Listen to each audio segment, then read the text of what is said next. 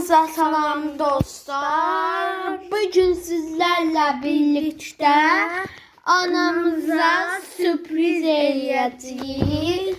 Videoya başlamadan evvel kanala like atmayı ve abone olmayı unutmayın. Gelin videoya başlayalım.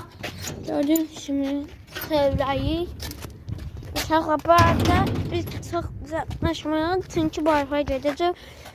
Şey olacaq. Ona görə də videonu Durdurmaq zorunda qalacağıq.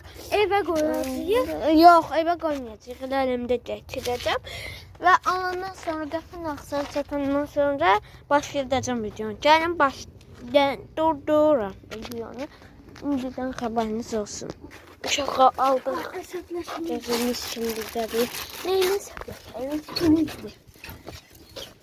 Uşağı bir videonun üstüne